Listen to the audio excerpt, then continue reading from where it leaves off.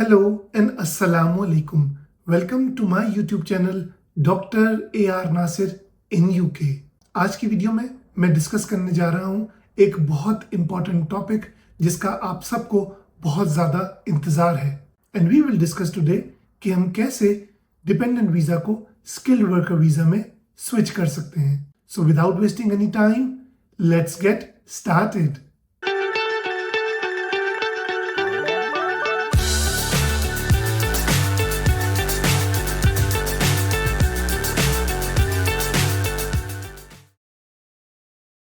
Welcome back everyone. I hope you all are doing good. वो तमाम लोग जो इस चैनल पे नए हैं उनको मैं बताता चलूं कि my name is doctor Abdurrahman Nasir and I am working as a senior lecturer at a public sector university in UK.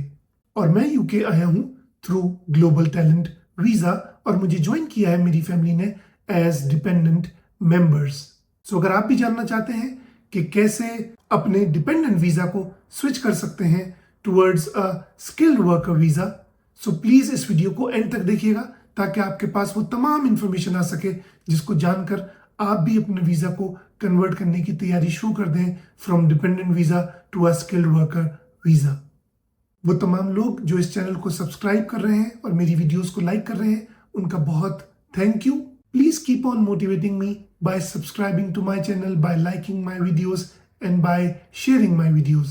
और अब क्योंकि मेरे चैनल में वीडियोस की तादाद थोड़ी सी बढ़ रही है, so please remember to click on the bell icon ताकि आप मेरी लेटेस्ट वीडियोस के बारे में अपडेटेड रहें.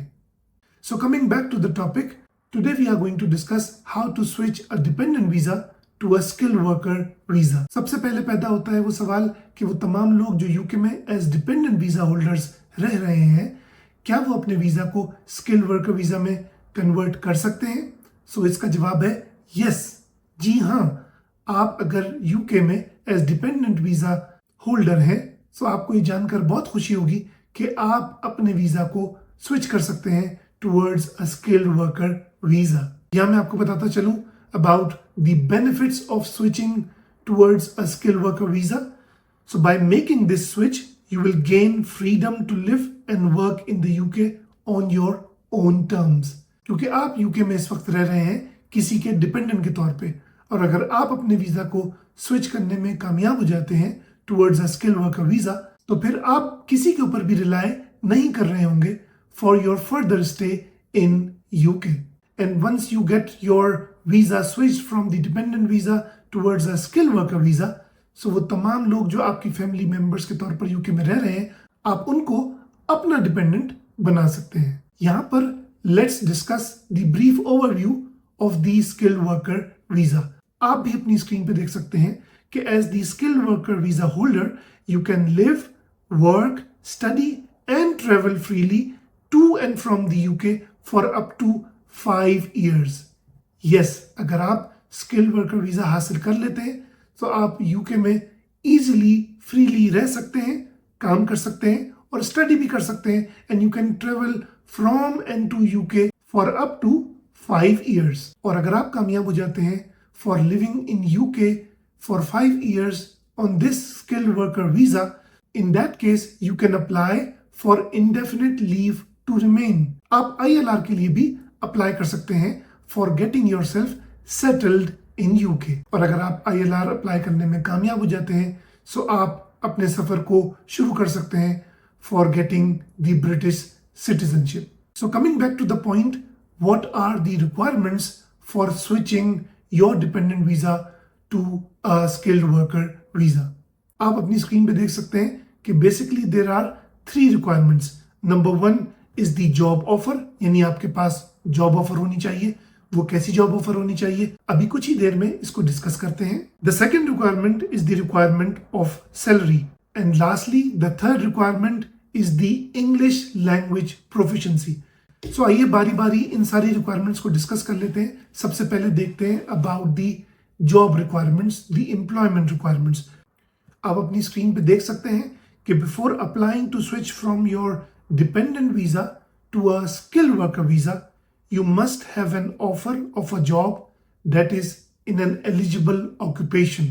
और साथ ही साथ वो जॉब ऑफर आपको मिलनी चाहिए फ्रॉम अ लाइसेंस्ड स्पॉन्सर। इस वीडियो के डिस्क्रिप्शन में मैं आपके साथ लिंक शेयर कर रहा हूं जिनको क्लिक करके आप जान सकेंगे कि वो कौन कौन से एलिजिबल ऑक्यूपेशंस हैं जो अलाउड है from the UK home office, और वो कौन कौन से एम्प्लॉयर्स हैं जो इस वक्त लाइसेंस्ड स्पॉन्सर्स हैं।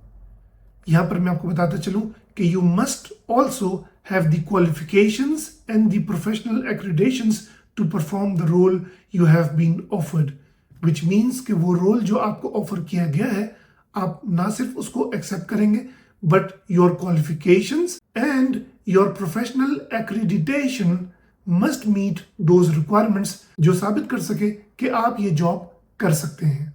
Coming to the second point which is about the salary requirements, तो यहां मैं आपको बताता चलूं कि for a skilled worker visa you have to meet the minimum salary requirements as set by the UK home office. UK home office ने अभी recently on the 4th of December 2023 को कुछ चेंजेस किए हैं जिसके तहत जो रिवाइज्ड सैलरी लिमिट है for a skilled worker job that is 38,700 pounds per year.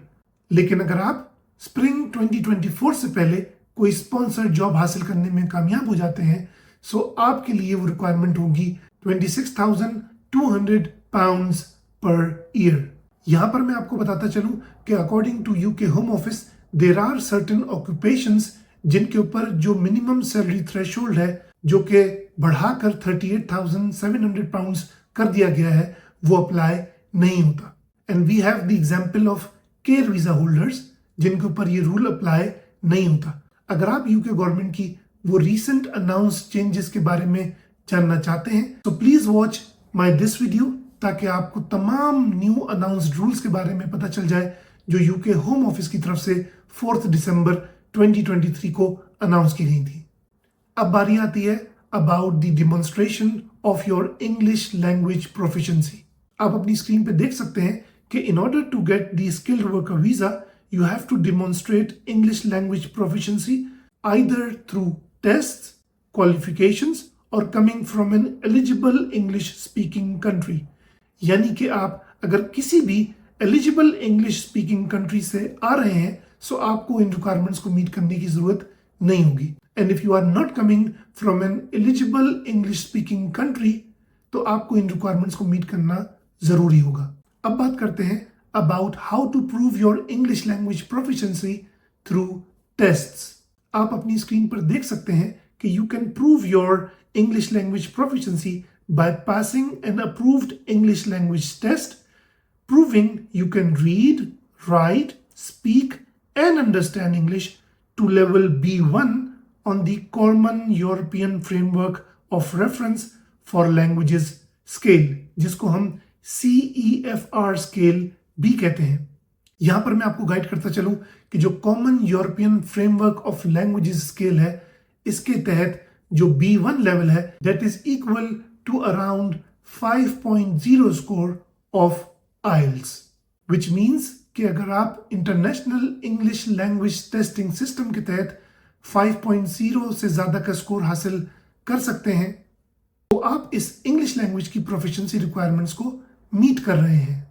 And lastly, the other requirement to prove your English language proficiency is by holding a degree level qualification that was taught or researched in English।